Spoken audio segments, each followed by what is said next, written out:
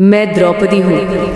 मुझे लोग पांचाली कहते हैं क्योंकि मैं पंचाल की राजकुमारी थी। मेरा जन्म कोई साधारण जन्म नहीं था। मैं अपने पिता द्रुपद की संतान थी, परंतु मेरा जन्म माँ के गर्भ से नहीं हुआ था। मैं यज्ञ की अग्नि से प्रकट हुई थी। मेरे जन्म का कारण भी असाधारण था, क्योंकि मेरे पिता ने एक यज्ञ कराया था। द्रोणाचार्य के अपमान और प्रतिशोध की आग से प्रेरित होकर यज्ञ की अग्नि से पहले मेरे भाई धृष्टद्युम्न प्रकट हुए, जो द्रोणाचार्य का वध करने के लिए नियत थे। और फिर मैं अग्नि से प्रकट हुई, काले केश, तीखे नेत्र और अनोखी आभा लिए हुए। लोगों ने कहा कि मैं लक्ष्मी के समान शोभा धारण करती हूँ, और मेरे प्रकट होते ही आकाश से ये घोषणा हुई कि मैं महान कार्यों के लिए उत्पन्न हुई हूँ और महायुद्ध का कारण बनूंगी। मैंने बचपन से ही अपने भीतर एक अलग ही ऊर्जा महसूस की। जब मैं आईने में देखती थी तो लगता था मानो मेरे नयन किसी साधारण स्त्री के नयन नहीं हैं। मेरे हृदय में करुणा थी, परंतु साथ ही अग्नि भी थी। मैं बचपन से ही प्रश्न करती थी, क्यों स्त्रियों को केवल वंश की परंपरा आगे बढ़ाने का साधन माना जाता है? क्यों वे केवल चुपचाप झेलने के लिए पैदा होती हैं? शायद इसी कारण मुझे अग्नि से जन्म लेना पड़ा, ताकि मैं आग की ही तरह जल सकूं, पर हार ना मानूं। मेरे पिता ने मेरा स्वयंवर रचाया।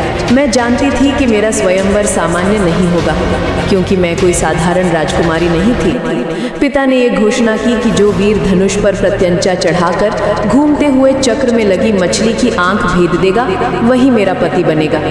संसार भर से राजा और वीर आए। हॉल भरा हुआ था। दुर्योधन, शकुनी, कर्ण और पांडव भी वहां छिपे ब्राह्मणों के वेश में बैठे थे। मैंने कर्ण को देखा। वो महान योद्धा था, परंतु जब उसने धनुष उठाया तो मैंने उसे रोक दिया। मैंने कहा कि वो सूत पुत्र है और मैं उसे पति के रूप में स्वीकार नहीं कर सकती। आज भी मेरे हृदय में ये प्रश्न गूंजता है कि क्या मैंने सही किया? क्या मैं अन्याय कर रही थी? क्योंकि कर्ण वास्तव में उस धनुष को उठा सकता था, पर उस समय मेरी वाणी ने मुझे रोक दिया। शायद भाग्य ही था जिसने ये करवाया, क्योंकि मेरा जीवन पांडवों से जुड़ना नियति थी। तब अर्जुन ने, जो ब्राह्मण के वेश में था, धनुष उठाया। जब उसने घूमते चक्र के बीच मछली की आंख पर निशाना साधा और उसे भेद दिया, तो पूरा सभा स्थान गूंज उठा। और मैं उस क्षण समझ गई कि ये पुरुष कोई साधारण ब्राह्मण नहीं, बल्कि एक महान वीर है। मैंने पुष्पमाला उसके गले में डाल दी, और इसी के साथ मेरा जीवन पांडवों से बंध गया। जब मैं उनके साथ उनके निवास पहुंची तो माँ कुंती ने बिना देखे कहा, जो लाओ उसे सब मिलकर बांट लो। और इस वचन ने मेरा भाग्य बदल दिया। मैं केवल अर्जुन की पत्नी न रहकर 5 पांडवों की पत्नी बनी। उस समय मेरे हृदय में कितने तूफान उठे थे, ये शब्दों में कहना कठिन है। मैं रोई भी, मैंने विरोध भी किया, परंतु अंत में मैंने इसे अपना भाग्य मानकर स्वीकार कर लिया। शायद ये भी नियति ही थी कि मैं 5 पांडवों से विवाह करूं और उनके साथ उनके जीवन के उतार चढ़ाव साझा करूं। मेरा जीवन स्वर्णिम सुख से प्रारंभ नहीं हुआ था। हाँ, इंद्रप्रस्थ का राज्य बना, माया सभागृह बना, जहाँ हर कोना देवताओं की कृति जैसा दिखता था। वो नगर अद्वितीय था और लोग कहते थे कि उसके वैभव को देखकर स्वयं देवता भी चकित होते। उस नगर में मैंने रानी बनकर राज किया, पांडवों की संगिनी बनकर उनके सुख दुख बांटे। परंतु मेरा जीवन सुखमय कब रहा? वो दिन अब भी मेरी आत्मा में कांप उठता है। वो दिन जब युधिष्ठिर ने जुए के खेल में सब कुछ दांव पर लगा दिया। पहले राज्य, फिर अपने भाई, फिर स्वयं को, और फिर मुझे भी। मैं द्रौपदी, पांचाली, अग्नि कन्या, मुझे उन्होंने दांव पर लगा दिया था। जब दूत मुझे बुलाने आया और कहा कि महारानी द्रौपदी को सभा में बुलाया गया है, तो मैंने प्रश्न किया कि क्या एक दास की पत्नी को बुलाया जा सकता है, क्योंकि युधिष्ठिर तो पहले ही स्वयं को हार चुके थे। पर उस दूत ने कहा कि मुझे जाना होगा। मेरा हृदय जल उठा, मेरी आत्मा विद्रोह उठी। मैं उस सभा में खींच कर लाई गई। हे ईश्वर, वो अपमान, वो पीड़ा आज भी मेरे रगों में दौड़ती है। दुर्योधन का वो निर्दयी ठहाका, दुर्योधन का अपनी जांग थपथपाना, दुशासन का मेरे वस्त्र खींचना, वो दृश्य अंधकार का सबसे बड़ा प्रतीक था। मैंने पूरी सभा में प्रश्न किया कि कौन मुझे दांव पर लगा सकता है, जब स्वयं को ही वो हार चुका है। परंतु वहां बैठे सब चुप थे। भीष्म की आंखें झुकी थी, द्रोण मौन थे। धृतराष्ट्र अंधा ही नहीं, अपनी आत्मा से भी अंधा था। केवल विदुर ने मेरी ओर देखा था, केवल उसकी आंखों में आंसू थे। और उसी क्षण मुझे लगा कि ये युद्ध निश्चित है। महाभारत का युद्ध उसी दिन प्रारंभ हो गया था जब मेरा अपमान हुआ था। कुरुवंश की जड़ें उसी क्षण हिल गई थी। मैं पांचाली हूँ, द्रौपदी हूँ, परंतु उस दिन से मैं केवल एक स्त्री न रही, मैं प्रतिशोध की ज्वाला बन गई। मैं उस अपमान का प्रतीक बन गई जिसे सहकर भी चुप रहा जाता है। और मेरी ये अग्नि ही वो कारण बनी जिसने कुरुक्षेत्र के युद्ध को जन्म दिया। उस दिन हस्तिनापुर की सभा में मेरे साथ जो हुआ वो केवल मेरा अपमान नहीं था, वो संपूर्ण स्त्री जाति का अपमान था। मैं पंचाली, अग्निकन्या, 5 पांडवों की पत्नी सभा के बीच घसीटी गई। वस्त्र हरण का प्रयास किया गया और सारे महापुरुष मौन बैठे रहे। केवल कृष्ण ही थे जिन्होंने मुझे उस अग्नि से बचाया। उस दिन से मेरे हृदय में केवल एक ही ज्वाला थी, प्रतिशोध। धृतराष्ट्र ने भय से मुझे वरदान दिया और मैंने अपने पतियों को मुक्त कराया, लेकिन मेरे घाव तो उस दिन कभी नहीं भर पाए। दुर्योधन की हंसी, दुशासन की क्रूरता, शकुनी की चालें, ये सब मेरे हृदय में जैसे आग की लपटें बनकर बस गए। मैंने शपथ ली थी कि जब तक दुर्योधन की जंघा चीर न दी जाएगी और जब तक दुशासन का रक्त मेरे केशों को स्नान न कराएगा, तब तक मैं अपने बाल न बांधूंगी। उस दिन मैं एक औरत से प्रतिशोध की अग्नि बन गई थी। सभा से निकलते हुए मैंने अपने पतियों की आंखों में देखा। वे पांचों मौन थे, पर मैं जानती थी कि उनके हृदय में भी वही पीड़ा जल रही है। जब वे मुझे उस सभा से वापस ले जा रहे थे, मैंने निश्चय किया कि अब जीवन कभी शांति से नहीं गुजरेगा।